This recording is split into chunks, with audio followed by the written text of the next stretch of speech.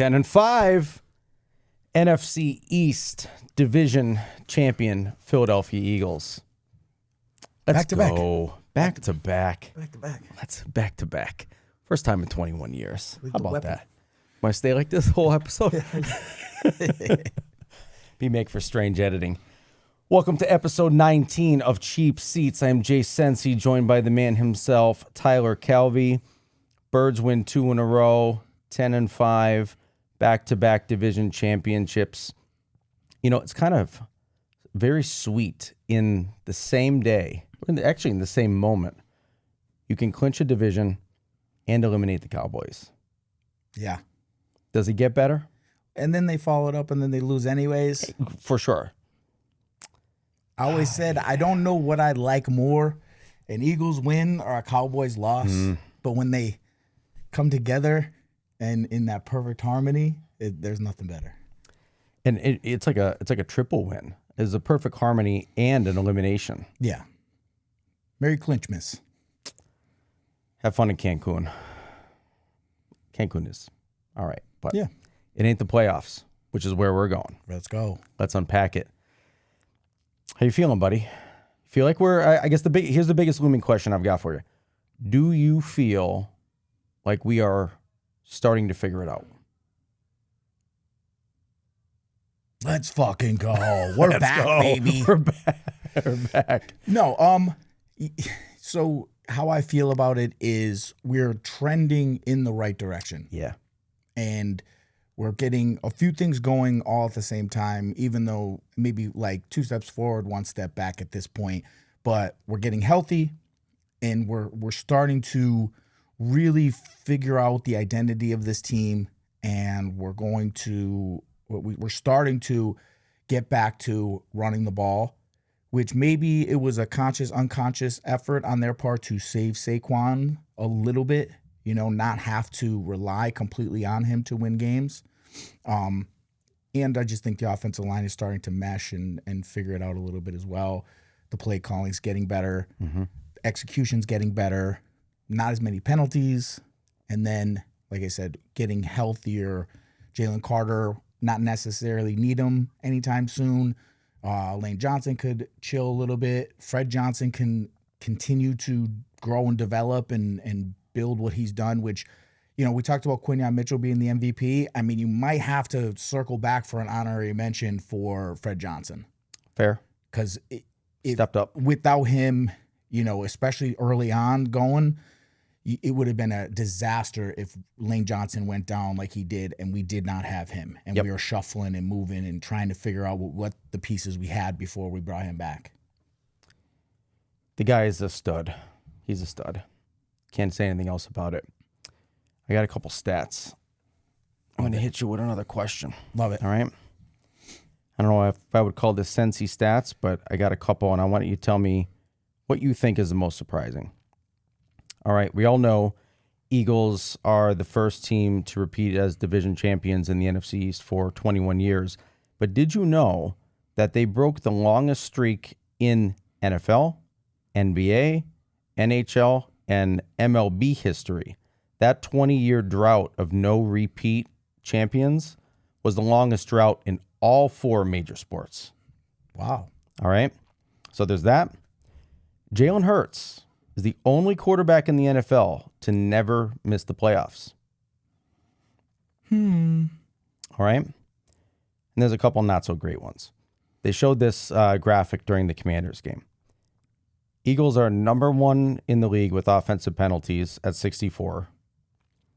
And we are the most in the league with 0 or negative yards at 33%. Now, this was I think they showed the graphic somewhere in the second quarter, so may have changed a little bit. And then my last stat, Jake Elliott, statistically one of the worst kickers in the NFL right now, under 70% in field goals made. Yeah, I believe. Yeah. No, there's a lot of crazy stats in there. There's the longest drought. We kind of knew that. We talked about it. That's been kind of the whole thing. Did you know it was the longest in all 4 major sports? No, I did not know that. Yeah. That was surprising to me. And another little stat tidbit. We're the only team currently that repeated from last year's winner or is holding the first place position. Ooh, I did not know that. Every other division winner from last year is now not in the first place. You know, it does make me feel a little better that I feel like we ended the Chiefs dynasty. Yeah, we crushed their souls. Yeah. They're done. Yeah. They're even moving. And not next year, but you Yeah. see they're moving to Kansas? Kansas, yeah. Are they going to be the Kansas Chiefs? There's Kansas City, Kansas. Yeah, but I don't think it's going to be in Kansas City, Kansas. That's a good point. Kansas City, Kansas is not as big as Kansas City, Missouri. Mm-hmm. Yeah. Well, they got a couple years to figure it out. I think it's 2031, but at any rate, dynasty's over. Well, the Eagles started their dynasty because we fired Andy and he went there, and now we get to end it. It's kind of a beautiful full circle moment. Just how we drew it up. Do we have a kicking problem? 100%. Does that concern you going into the playoffs? Yes and no, only because this has been Jake Elliott for, pretty much his career except for his rookie year where he was just lights out. Yeah. Last year we had this kind of same, and then as even in that Rams game, he missed a couple extra points and field goals in situations that put us in a deficit.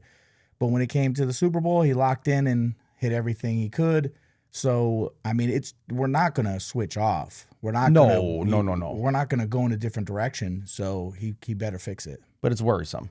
Yeah. Oh my God. Yeah. Right. How many playoff games have you seen been decided by a missed field goal? Yeah, most of them.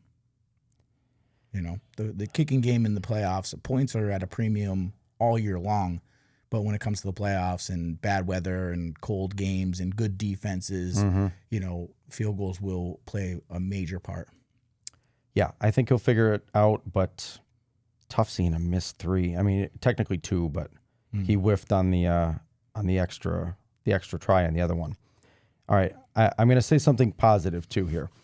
All right, I think, and we're amongst the masses that have been very, very negatively critical of the Eagles over the last probably 2 months, right? And rightfully so. They've done a lot of things that we felt that they had the potential to do better.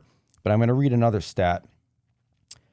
With a victory in either week 17 or 18, the Eagles will have won 50 regular season games over the last 4 years. All right. And when I read that, I said, well, do I think the gripes that we've had over the last couple of weeks and let's say this whole season are justified? Yes. But if you boil it down, you think about it. I mean, we are living in the greatest era of Philadelphia Eagles football. Without a doubt. We're spoiled as hell. Yeah, without a doubt. And I think we're never going to be satisfied, but I think we have had it so good over the last number of seasons that anything less than perfection and excellence at this point is an area of frustration. But man, as Philadelphia Eagles fans, you got to be thankful.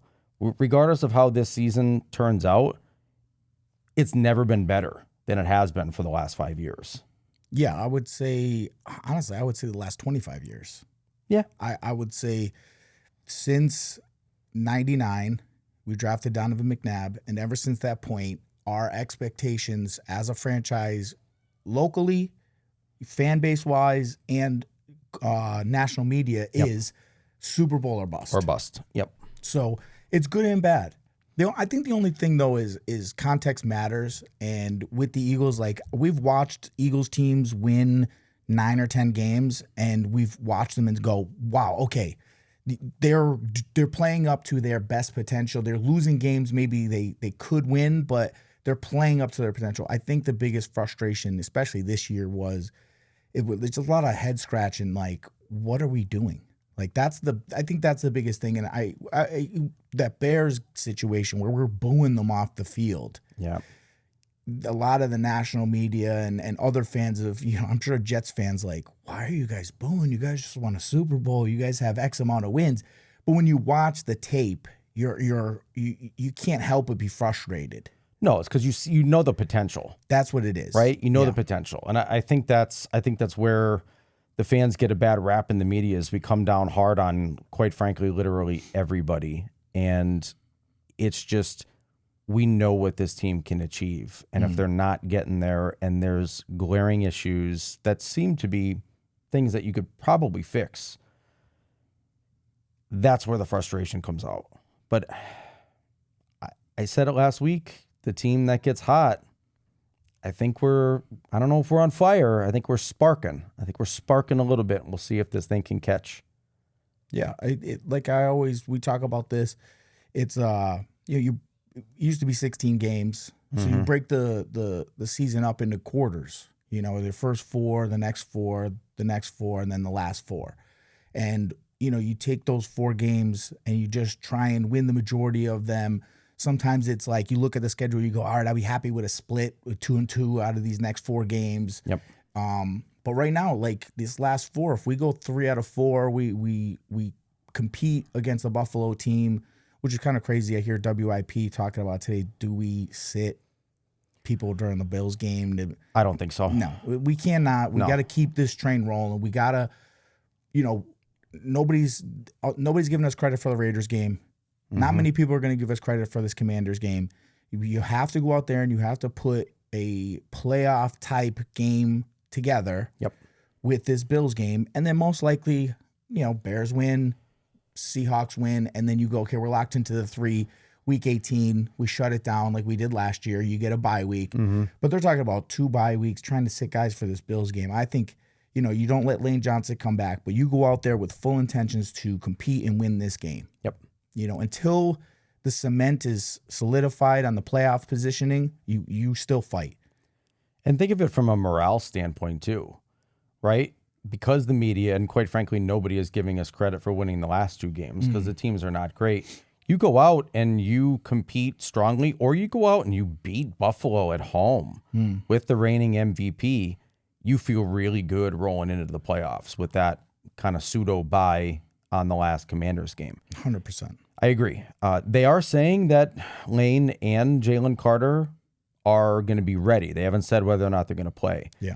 I agree with you. I think you sit Lane. I think you give Jalen some reps. He's been hot and cold this year. Maybe it was due to the shoulder problem, but get that guy some reps. Get him in there.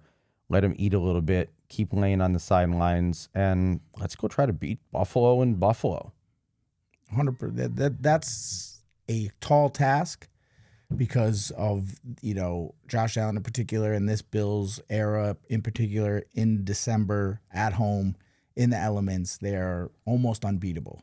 So to put together a quality game where you fight hard against a team like this, and this is a good team to compete hard against because they do a lot of things well, but they also have some holes as far as their run defense goes. They're a great pass defense, but in December, late December, you're not going to want to go out there and throw the ball 45 times anyways against a Bills team. We're not built like that.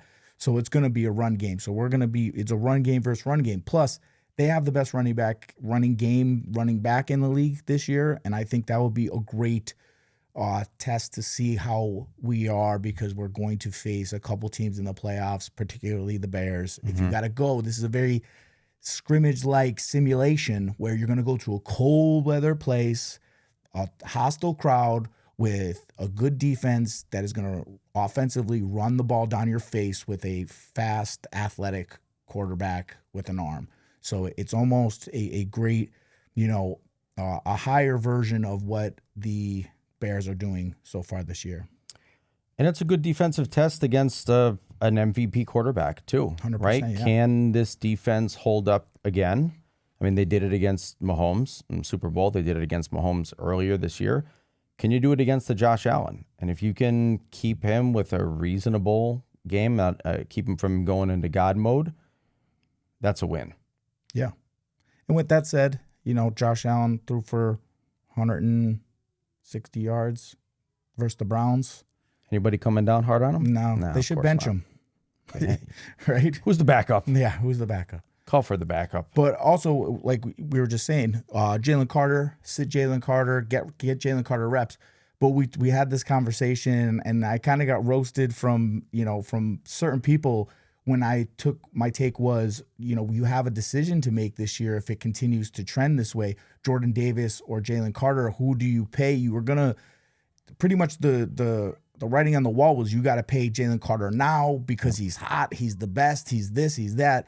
Jordan Davis has not lived up to his expectations, so to speak, but he's putting tape together. He is the number one run-stopping defensive tackle in the league. His like PPF or whatever grade for runs at him, has the most stops in the backfield for defensive tackles in the run game. That's who he is. And here's the thing, as you're building a franchise moving forward, do you want a guy like Jalen Carter? If you give the guy $100 million, you never know what you're going to get. He's a hothead. He's had issues in the past of not listening to authority, possibly getting out of shape. Where you get a guy like Jordan Davis who has played himself into great shape, great morale guy.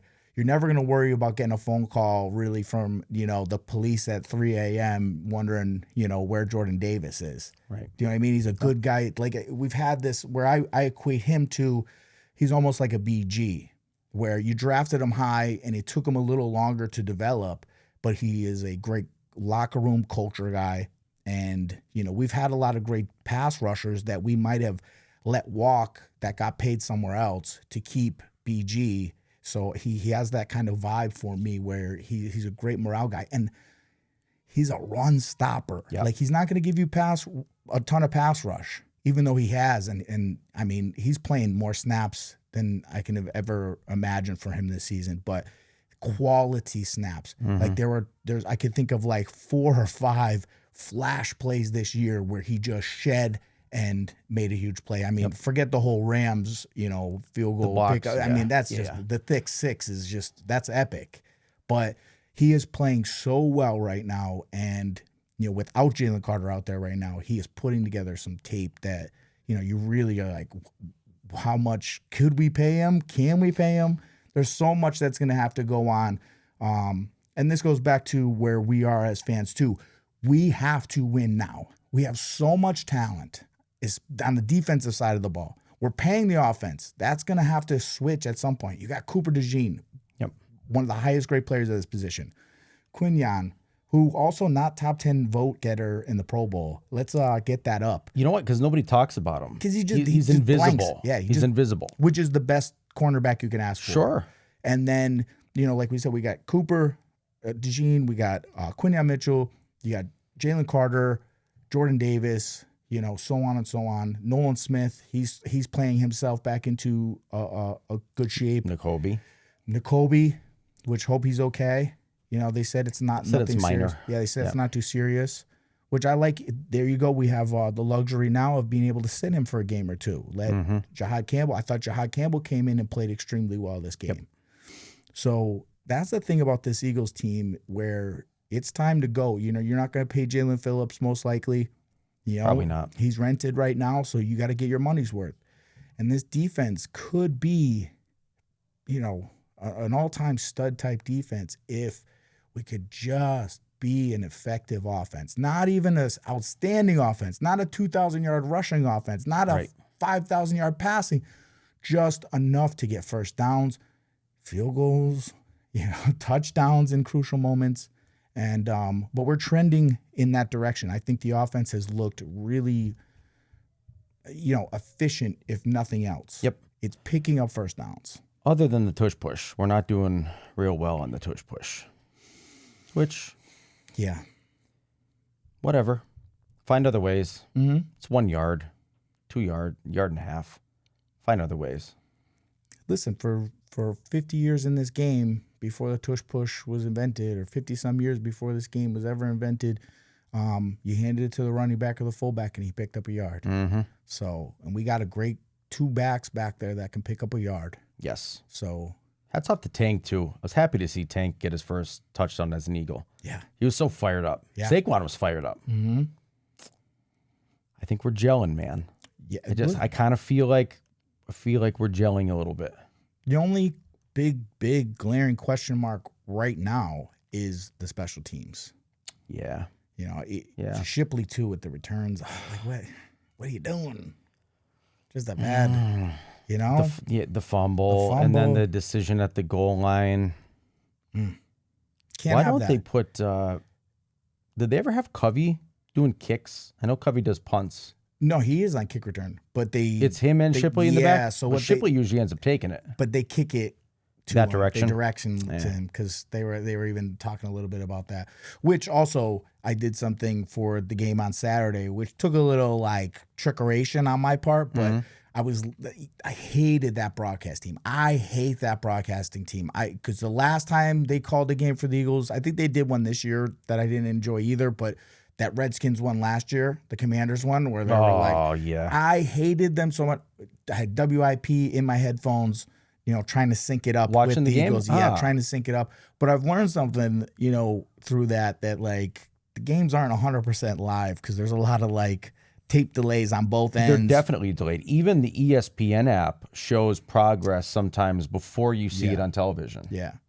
But now with By digital 5 or cable 6 and all that seconds. stuff, you could kind of pause it, fast forward, pause it, and then Link it up. I'm pausing it on my Odyssey app and getting Merrill. But there ain't nothing better than Merrill calling the games. Oh, Merrill is the best. It's good when it syncs up too. You know, you're like, ooh, yeah, this is. I'm gonna have to try that. I'm gonna have to try that. Listen, we gotta figure out a way to where, we can get it. And, Somebody figure that out. Yeah, because smash them. Which, real quick, another great idea. I always said this pre NFL package and stuff like that. Like they were doing all this package. I'm like, why don't they do like a fan specific package, like be an Eagles package, and you get Merrill Reese calling the games synced up. They do a little more of like pregame coverage. You actually see the Rocky stuff. You get a little more hearing of, you know, Fly Eagles Fly during the game. Like play that into your fan specific experience. I think a lot of people be into that. But I always thought that because there's so much cool shit that goes on with the Eagles.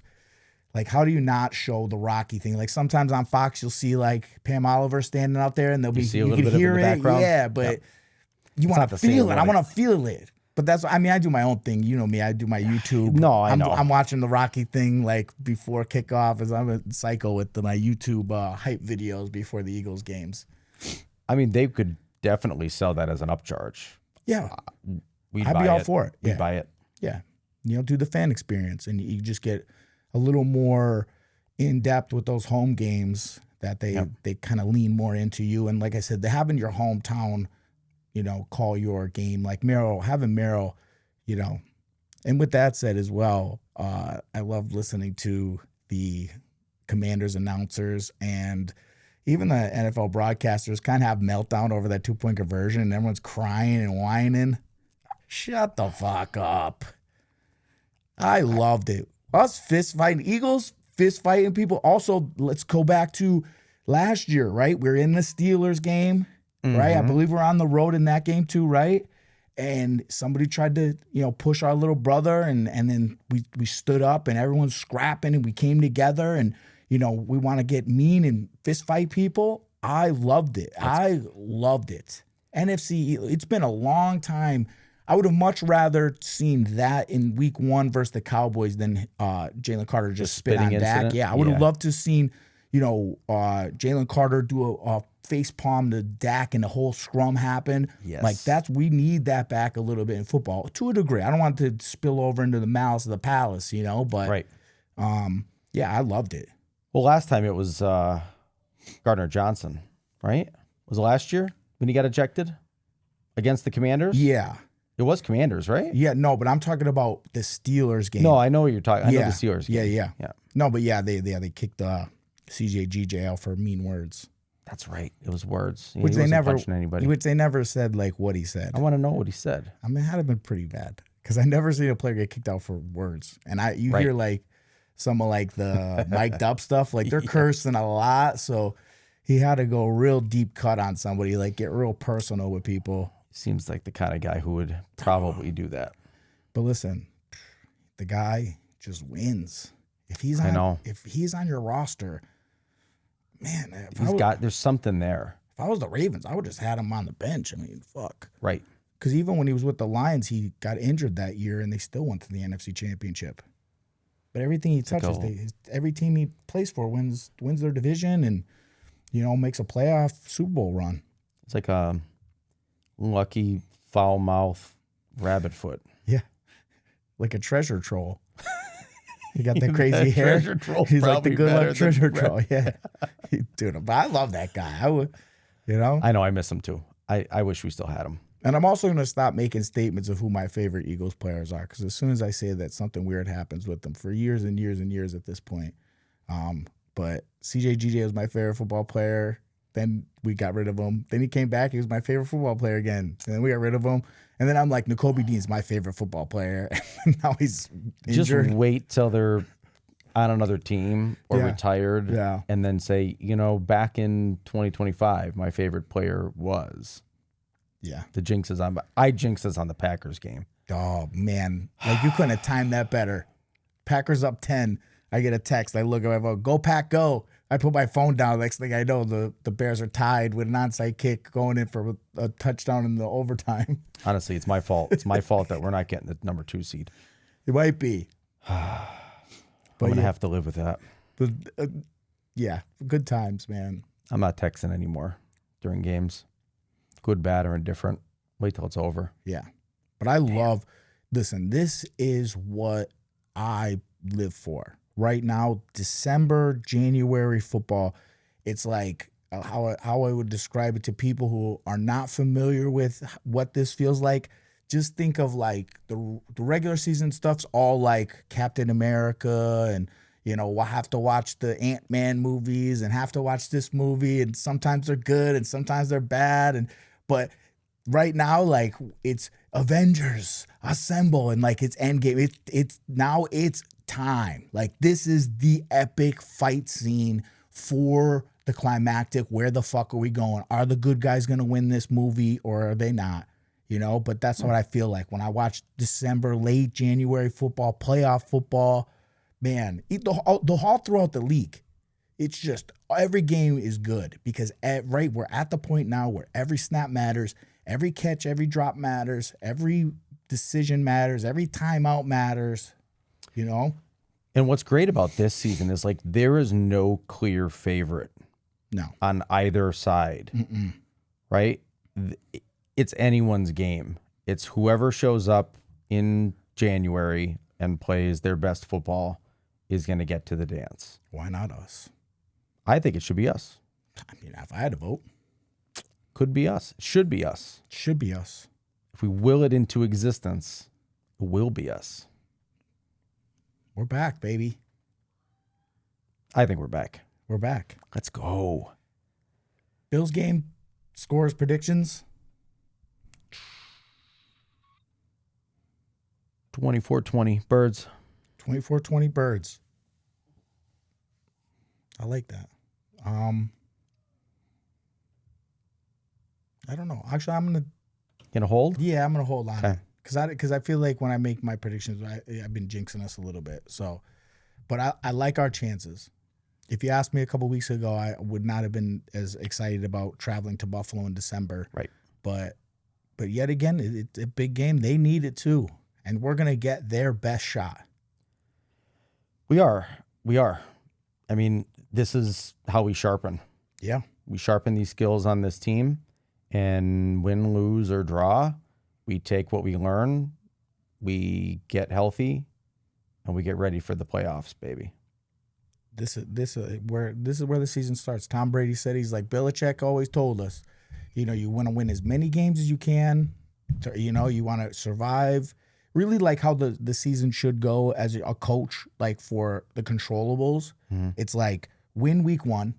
Everybody wants to win. You want to win week 1. You want to start with a win, 100%. Then it's win enough to win your division. Okay. Hopefully the seeding, works out well, but win your division because you win, you're in. Yep. That's where you control. And you're home for a game at least. And you get a home game.